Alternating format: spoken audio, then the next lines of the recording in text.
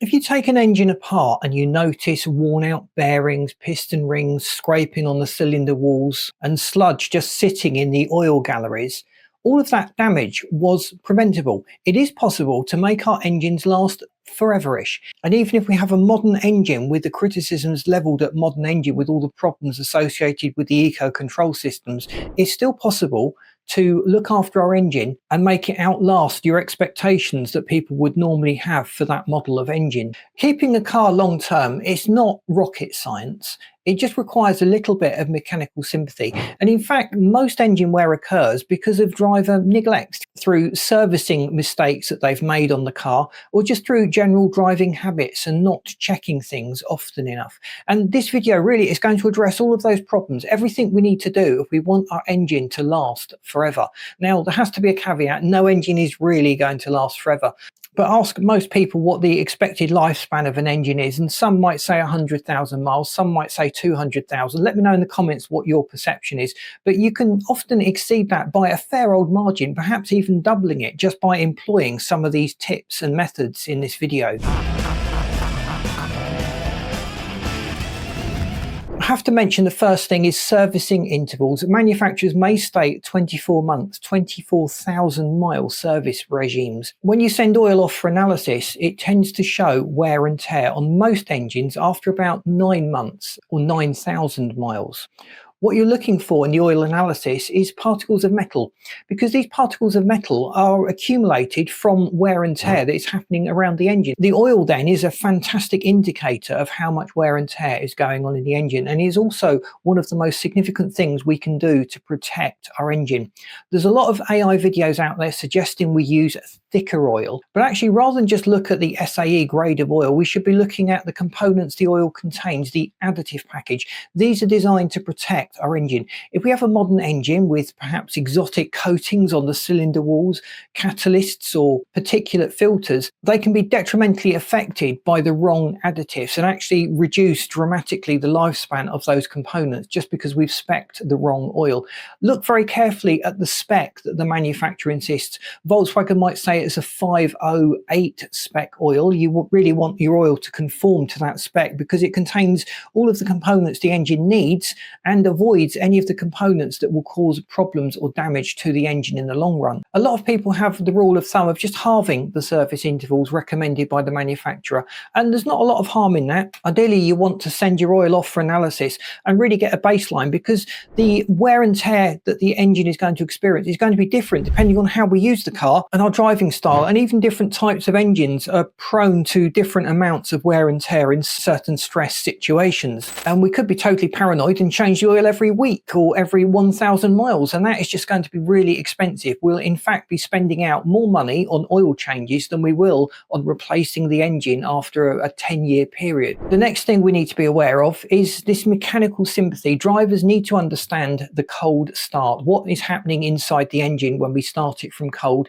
The oil is thicker, it's not lubricating as well, the metal components in the engine haven't fully shaped and sized themselves accordingly, and there's a lot of extra risk of blow-by, oil degradation, oil dilution, and just increased friction and wear and tear going on inside the engine. I won't labour the point because we've got so many videos dealing with that as a topic, but we must understand that most engine wear occurs when the engine is cold, and we certainly want to be gentle during that period. Even if we don't want to be absolutely paranoid, we certainly wouldn't want to go out and start thrashing a cold engine, because that is just going to accelerate the wear and tear 10 or 20-fold. Stop start. Always a controversial debate on that one. Many people feel that stop-start degrades the engine. Some people also feel that stop-start protects the engine because it's not running all the time and you're protected from the long periods of idling. It's better really to just understand what's going on inside the engine when it starts and when it stops. And think about the frequency. If the engine is just stopping briefly and then restarting, there's very little to worry about in my book. The way I understand engines and the way engines work, the film, the oil pressure, everything returns very quickly when that engine restarts. If I was in slow city traffic with lots of stop starts, I would probably turn stop start off. It's going to just annoy me in that situation. But if I was doing longer commutes and the stop starts were crossings, intersections where I would be waiting a reasonable amount of time, but there is a big period of driving between those stop periods, I would happily leave the stop start on. Let me know what your thoughts are about stop start, whether you're a real hater of it, whether you believe all these videos that say stop start is actually killing our engine, or whether you're of the school of thought that engineering and manufacturers have gone a long way to mitigate the problems and risks associated with stop start. We should also mention turbocharged engines, because the turbo is running at fairly high speeds at high RPM, and lots of temperature is involved in a turbo. The exhaust gases are going straight through the turbo to drive the exhaust side, which then pulls more air in on the intake side, and that is going to mean the turbo is hotter, and as it gets hotter it needs more fresh oil. When that turbo stops spinning, it's going to degrade. In fact, many cars now will still supply oil to a turbo even when the engine is switched off or shut off. But it's just good practice to understand that a turbocharger and the oil needs a little bit of time to work after a spirited drive and as the car warms up.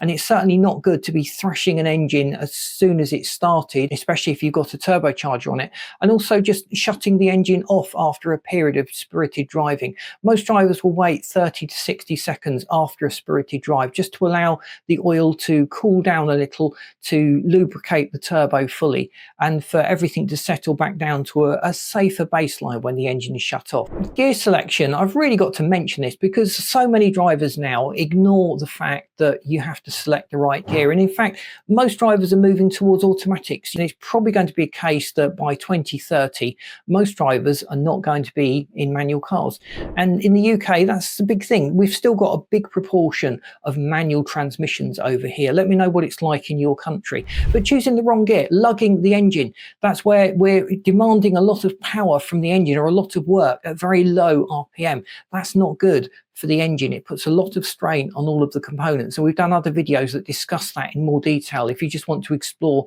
the potential for damage caused during this lugging period. Conversely, high RPMs all of the time is putting extra stress on components of the engine and also the transmission and the gearbox. We want to really have bursts of driving to fully utilize the rev range, so we're not just sitting at the top end, we're not just sitting at the bottom end. The engine was designed to work throughout the rev range, and we need to reflect that in our driving style. Even if we have an automatic car, we might select sport mode occasionally just to get the engine up to those higher RPM to enjoy the car a little bit maybe at the weekend. And some drivers with automatics indicate that they get better fuel economy in sport mode if they drive carefully. Let me know what your thoughts are on that claim. Timing belts and timing chains are probably the biggest single killer of an engine. It's a pain. It costs £400 to £700 to change a timing belt on most popular models. There are obviously cars that fall outside of that ballpark, but a lot of drivers will just put this off. Things are tight. We don't have much money nowadays. In fact, we seem to be working harder and harder for less and less. But if the timing chain or the timing belt breaks, the connection that's keeping everything in the engine synchronized is gone. You're going to have pistons crashing into the valves as they open and close, and the damage is usually terminal. It's not very cost effective to repair an engine that has been damaged with the timing belt going.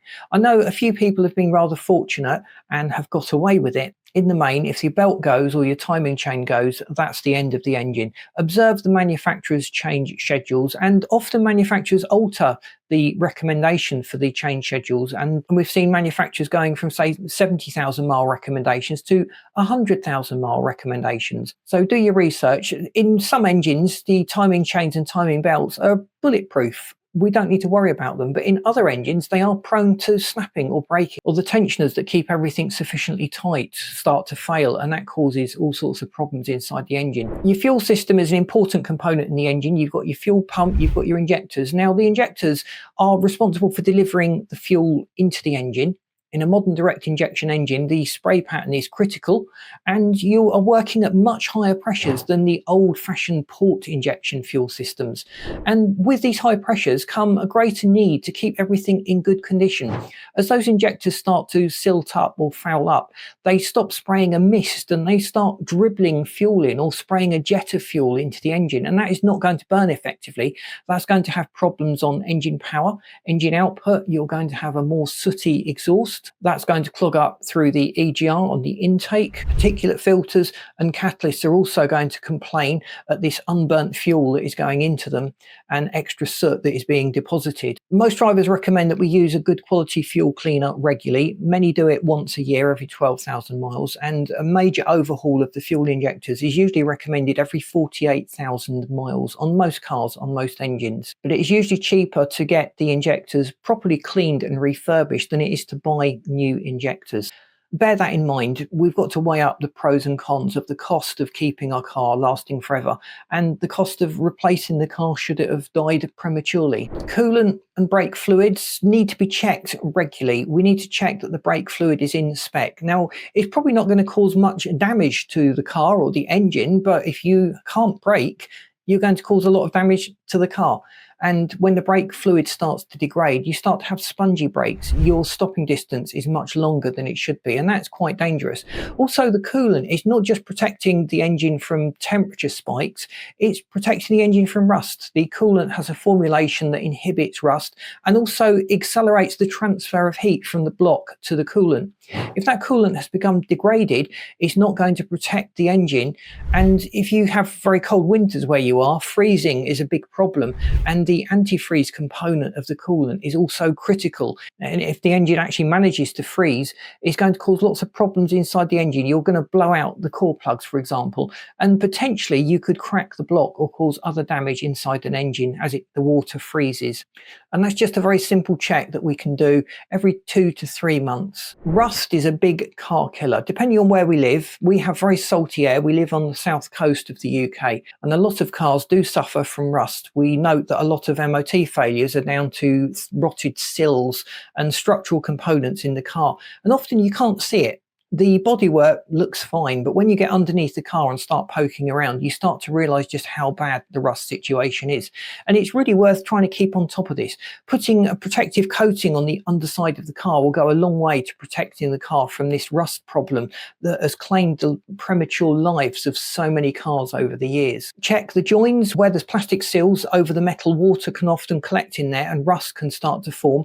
And they're typically the areas where you start to get rust forming. Bubbles may start to form around the wheel arches, and it's something, if we jump in quickly enough, we can repair it cheaply and cost effectively. If we let it build, rust becomes a big problem to deal with, and we start to talk about having to do major bodywork repairs on a car just to deal with the rust situation. I'd also strongly recommend that you invest in an OBD2 port reader. It just plugs into your car's OBD2 port and it tells you a lot about the condition of the engine. You can download error codes and fault codes, and these can often indicate there is a problem that you were unaware of. And if you catch a problem that early, it's unlikely to have escalated into a major expense for you to deal with. There are obviously lots of other little things that we should be doing to keep our car running forever. And I've just tried to cover the big wins, the major things that we can think about that will make a significant difference to the longevity of our engine. I hope you found this video useful. Please boot the like button. If you haven't subscribed to the channel, please do so. I've hated to miss out on the great content that we've got planned and coming up. And I've lined up this video and this playlist. You should find them both really interesting. Thanks for watching. See you in these next videos.